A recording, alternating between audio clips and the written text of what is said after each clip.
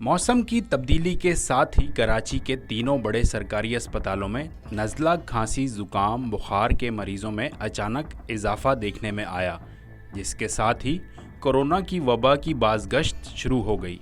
लेकिन वज़ीर सेहत सिंध डॉक्टर अज़रा पेचो ने शहर कायद में कोविड फैलने की खबरों को गलत करार दे दिया। वज़ीर सेहत की जानिब से जारी बयान में कहा गया कि कराची में 100 से ज़ायद कोरोना टेस्ट करने के बाद सिर्फ 7 लोगों का कोविड टेस्ट मुस्बित आया। वज़ीर सेहत का कहना था कि दुनिया भर में अब कोविड को फ्लू की तरह ही ट्रीट किया जाता है। कोविड अब मौसमी फ्लू की तरह है, लिहाजा इससे घबराने की कतई ज़रूरत नहीं है। रिसेंटली ये हुआ है कि लोग परेशान हैं कि कोविड फैल रहा है। मैं ये लोगों को इतलाक देना चाह रही हूँ कि कोई कोविड की वबा नहीं फैल रही। हमारे यहाँ 100 लोगों के टेस्ट हुए हैं, 100 से ज़्यादा लोगों के टेस्ट हुए हैं, जिसमें 7 लोग पॉजिटिव हुए हैं कोविड के। और दुनिया में पेंडेमिक कोविड का ख़त्म हो चुका है और हर जगह अगर एक आध कोई केस आता है तो उसे फ्लू की तरह ट्रीट किया जाता है। जो हमारे पास 7 केसेस आए वो भी बहुत ही माइल्ड फ्लू के सिम्टम्स के साथ आए हैं और उन्हें जो है वो ट्रीटमेंट देके घर भेज दिया गया है। प्रोफेसर डॉक्टर वसीम जमालवी, सरबराह शोबा अतफ़ाल, सिविल अस्पताल कराची के मुताबिक कराची में मौसमियाती तब्दीली असर दिखाने लगी।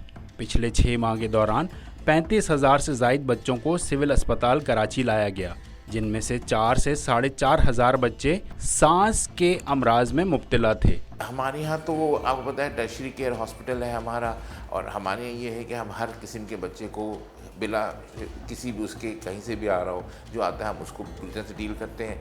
हमारे यहाँ तकरीबन पिछले 6 महीने में 30-35 हज़ार बच्चे आए हैं। सिर्फ एमरजेंसी की बात कर रहा हूँ मैं, एमरजेंसी में हमारे पास आए हैं, उसमें से तकरीबन 4-4.5 हज़ार बच्चे ऐसे हैं जो रिस्पायरेटरी सिम्टम के साथ थे।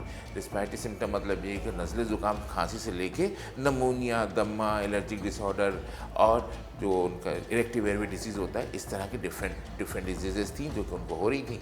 और अब अल्लाह का शुक्र है कि उनमें से हमने कुछ बच्चे एडमिट भी किए थे और ऑलमोस्ट हमारे सारे बच्चे सही हो गए। जिना पोस्ट ग्रेजुएट मेडिकल सेंटर के assistant professor shift in charge emergency doctor Irfan के मुताबिक रोज़ाना अस्पताल में 200 मरीज़ रोज़ाना रिपोर्ट हुए, लेकिन एक भी मरीज़ ऐसा नहीं जिसमें कोरोना की पूरी अलामात ज़ाहिर हुई हों। जिना अस्पताल आने वाले मरीज़ों में नज़ले और ज़ुकाम के मरीज़ों में 5 से 10 ऐसे होते हैं जो गहरी सांस लेते हैं।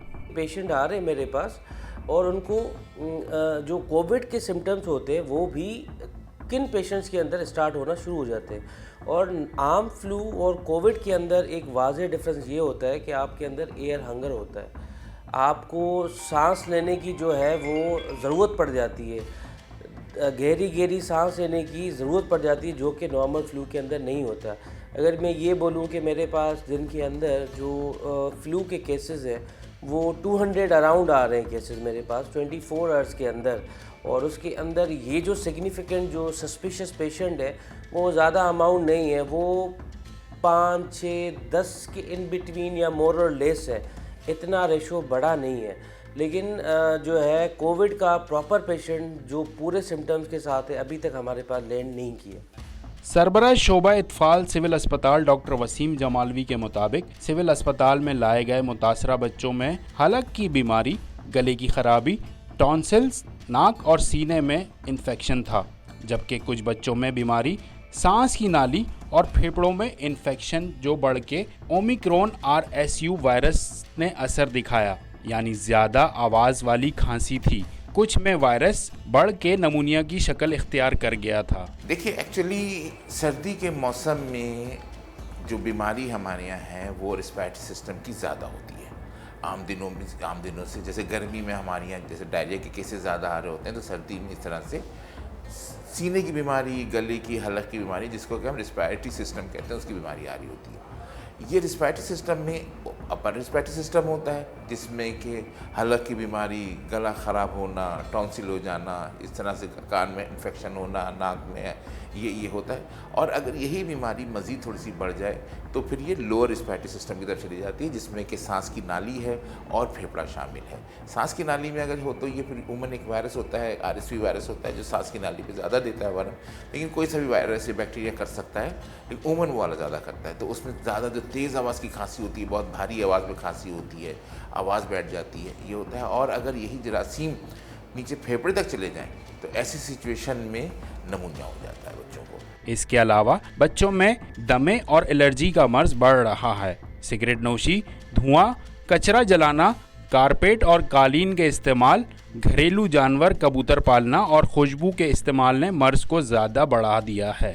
इस मौसम के साथ साथ अगर उनको एलर्जन साथ में आ जाए, एलर्जी की अलामत जैसे सिगरेट का इस्तेमाल है, घर में सिगरेट का इस्तेमाल हो रहा है, धुआं है, खुशबू है, पेट्स हैं, घरेलू जानवर बहुत से घरों में पाले जाते हैं, ये है कबूतर वगैरह जैसे इस तरह के बड़े कॉमन है हमारे यहाँ, बहुत से जगहों पे पाले जाते हैं, और कारपेट का इस्तेमाल है, इस तरह की डिफरेंट चीज़ें हैं जिसकी वजह से, या तेज़ खुशबू वाली चीज़ इस्तेमाल की जा रही है, या बहुत ज़्यादा घर में धुआं कोई चीज़ की वजह से हो रहा है, या कूड़ा करकट जलाया जा रहा है, तो ये वो चीज़ें हैं जिनकी वजह से बच्चों को सांस के अमराज ज़्यादा होते हैं। जिना पोस्ट ग्रेजुएट मेडिकल सेंटर के assistant professor shift in charge emergency doctor Irfan ने आज न्यूज़ को खुसूसी तौर पे बताया कि नवंबर, दिसंबर, जनवरी में आबो हवा की तब्दीली, समाजी तकरीबात में इजाफा और शदीद सर्दी की वजह से नज़ला, ज़ुकाम और सीने में इन्फेक्शन के मरीज़ों में इजाफा होता है। 5 साल से कम उम्र के बच्चे और ज़्यादा उम्र के अफराद जो ज़ियाबतीस, दिल और ब्लड प्रेशर की बीमारी में मुब्तला हों वो ज़्यादा मुतासिर हो सकते हैं। जिन पेशेंट्स के अंदर जैसे 5 साल से कम के बच्चे हैं, उनके अंदर जो है इम्यूनिटी वीक होती है, तो वो ज़्यादा प्रोन होते हैं कोविड और सीजनल फ्लू के अटैक से। और जैसे ओल्ड एज पेशेंट है, डायबिटिक, हाइपरटेंसिव, बाईपास हुआ है, उनके अंदर भी इम्यूनिटी कम होती है, तो उनके अंदर भी ये बहुत जल्दी हावी हो जाता है। लेकिन अभी ये जो यंग तबका आ रहा है हमारे पास, आप ये ले लें कि भाई 20 से 30 के बीच में वो ज़्यादा अफेक्टेड है, और ये बड़ा सरप्राइजिंग है।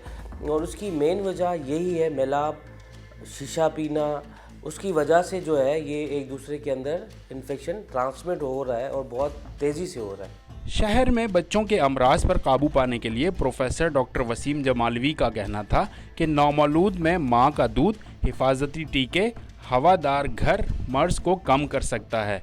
कैमरामैन मोहम्मद रहीम के साथ कैसर अब्बास, आज न्यूज़, कराची।